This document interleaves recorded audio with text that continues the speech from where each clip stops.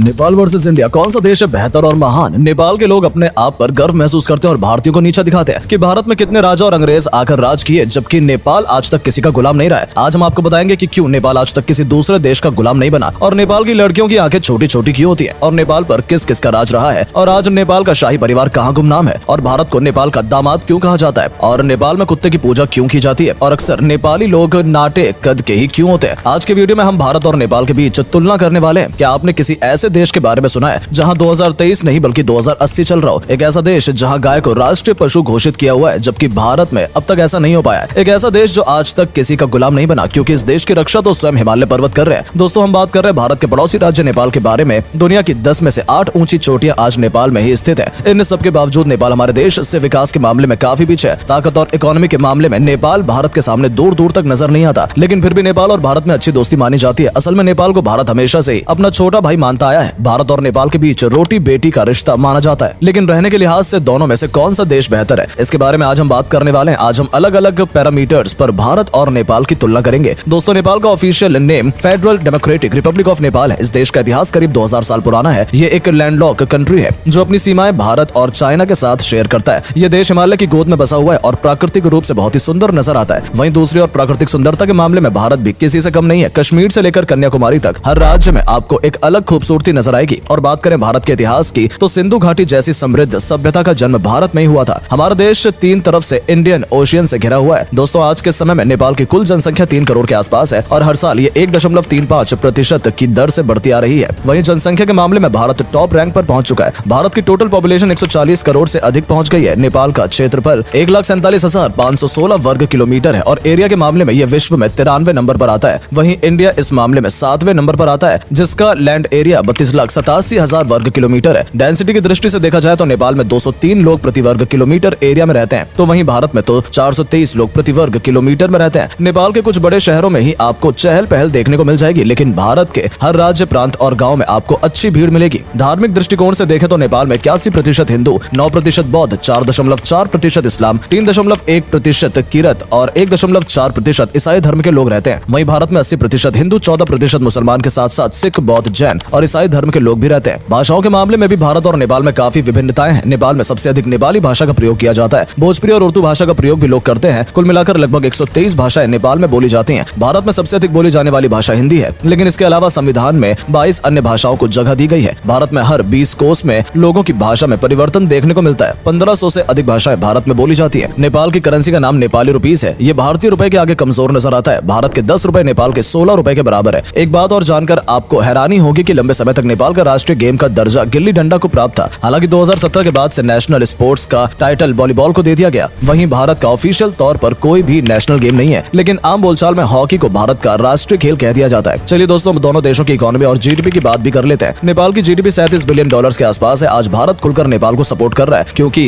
हिमालय पर्वत श्रृंखला के मध्य स्थित होने के कारण नेपाल साउथ ईस्ट एशिया का प्रमुख देश माना जाता है। एक समय तक नेपाल अपना अधिकार व्यापार भारत के ही साथ करता था, लेकिन पिछले कुछ सालों के दौरान नेपाल में चीन का अधिक प्रभाव देखने को मिला है। भारत की जीडीपी दुनिया की टॉप 5 इकोनॉमी में शुमार है और जल्द ही भारत $4 ट्रिलियन की जीडीपी के आंकड़े को छू लेगा। दोस्तों, आज भारत के मुकाबले नेपाल की ग्रोथ रेट काफी कम है। नेपाल को कोरोना महामारी के कारण काफी नुकसान उठाना पड़ा है। कोविड-19 के कारण टूरिज्म इंडस्ट्री बुरी तरह से प्रभावित रही है और नेपाल की इकोनॉमी में टूरिज्म सेक्टर का एक महत्वपूर्ण योगदान है। नेपाल में 1 लीटर पानी की बोतल 25 रुपए में मिल जाएगी, तो वहीं भारत में आपको 1 लीटर पानी के लिए 20 रुपए ही चुकाने पड़ेंगे। नेपाल में एक मिडिल क्लास फैमिली को रेंट के तौर पर 10,000 रुपए का किराया देना पड़ता है। भारत में भी इतने ही दाम में एक आम घर आपको मिल जाएगा। यहाँ पर हम दिल्ली, मुंबई या बेंगलोर जैसे शहरों की बात नहीं कर रहे हैं। लिटरेसी रेट के मामले में भी भारत नेपाल से 21 ही नजर आता है। नेपाल का लिटरेसी रेट 66% के आसपास है। हालांकि पिछले कुछ सालों में नेपाल के लिटरेसी रेट में काफी तेजी से सुधार हुआ है, लेकिन भारत की पढ़ाई लिखाई के क्षेत्र में काफी ध्यान दे रहा है। भारत का लिटरेसी रेट 78% तक पहुंच गया। ह्यूमन डेवलपमेंट इंडेक्स में ये दोनों ही देश मीडियम ह्यूमन डेवलपमेंट वाले देशों की सूची में आते हैं। नेपाल की सबसे ऊंची चोटी के बारे में हम बता चुके हैं। 8,848 मीटर की ऊंचाई के साथ माउंट एवरेस्ट न सिर्फ नेपाल की बल्कि विश्व की सबसे ऊंची चोटी है। भारत की सबसे ऊंची चोटी का नाम कंचनजंगा है, जिसकी ऊंचाई 8,586 मीटर है।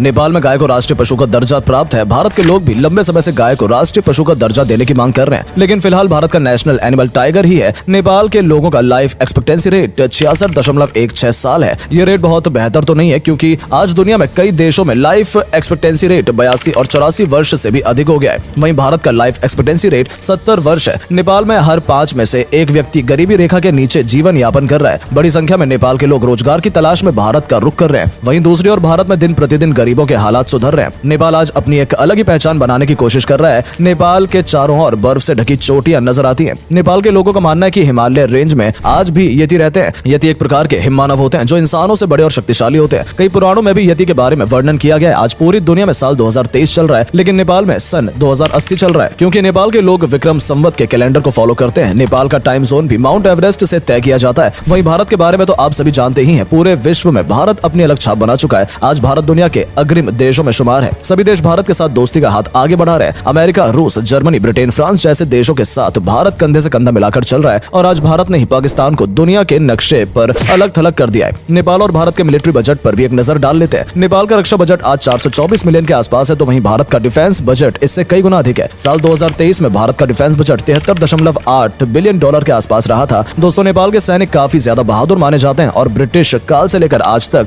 नेपाल के लोगों की भर्ती भारत की सेना में भी की जाती रही है, जिन्हें गोरखा रेजिमेंट के नाम से जाना जाता है। आज भारत सैन्य शक्ति के मामले में कितना मजबूत हो चुका है, ये बात किसी से छिपी नहीं है। खाने पीने और घूमने फिरने के मामले में नेपाल और भारत का कोई जवाब नहीं। नेपाल में मोमोज सबसे लोकप्रिय फास्ट फूड है, जो आपको हर गली चौराहे और मोहल्ले में देखने को मिल जाएगा। इसके अलावा नेपाल के हर घर में रोजाना दाल भात और चावल खाया जाता है। नेपाल के बारे में एक अच्छी बात यह है कि यहाँ पर आज भी शराब का सेवन बहुत कम किया जाता है। भारत के व्यंजनों में एक अलग ही स्वाद देखने को मिलता है। हर शहर और राज्य में आपको खाने का अलग जायका मिलेगा। इनमें इडली, डोसा, दाल बाटी चूरमा, लिट्टी चोखा, रसगुल्ला, मक्के की रोटी, सरसों का साग, बड़ा पाव, छोले भटूरे जैसे अनेकों डिश शामिल हैं। दोस्तों, घूमने के लिहाज से नेपाल और भारत दोनों ही बेस्ट टूरिस्ट डेस्टिनेशन है। नेपाल की राजधानी का दर्जा काठमांडू को प्राप्त है और यह शहर अपने आप में बड़ा इतिहास समेटे हुए है। इस शहर में 7 यूनेस्को वर्ल्ड हेरिटेज साइट शामिल है। यदि आप कुछ दिन शांति के साथ व्यतीत करना चाहते हैं तो पोखरे की झीलों का रुख कर सकते हैं। पशुपतिनाथ मंदिर के बारे में तो आप सभी ने सुना ही होगा। इस मंदिर के दर्शन के लिए हर साल लाखों की संख्या में सैलानी आते हैं। इनके अलावा नेपाल में एक स्तूप भी बना हुआ है जिसे बुद्ध की आंखें भी कहा जाता है। ये जगह भी बौद्ध श्रद्धालुओं के बीच काफी प्रसिद्ध है। भारत पूरे विश्व में पर्यटकों को अपनी ओर आकर्षित करता है। यहाँ की संस्कृति, समृद्ध इतिहास और कल्चर लोगों को दीवाना बना देते हैं। भारत में जम्मू कश्मीर से लेकर कन्याकुमारी हर स्टेट में अनेकों टूरिस्ट प्लेसेस मौजूद हैं। गोवा भारत का सबसे पसंदीदा टूरिस्ट डेस्टिनेशन है, तो वहीं विश्व प्रसिद्ध ताजमहल भी भारत में ही मौजूद है। दिल्ली का लाल किला, हैदराबाद का चारमीनार, मुंबई का गेटवे ऑफ इंडिया, प्रकृति की गोद में बसे हिमाचल प्रदेश और उत्तराखंड, कश्मीर की वादियां, राजस्थान के किले, दक्षिण भारत के हरे भरे जंगल और खूबसूरत समुद्री तट जैसी असंख्यात ऐसी जगह है जहां आप घूमने के लिए जा सकते हैं। तो दोस्तों, हमने आपको नेपाल और भारत के बारे में काफी सारी बातें आप बता दी है। अब आप हमें कमेंट करके बताइए कि भारत और नेपाल में से कौन सा देश आपको ज्यादा बेहतर लगा और क्यों।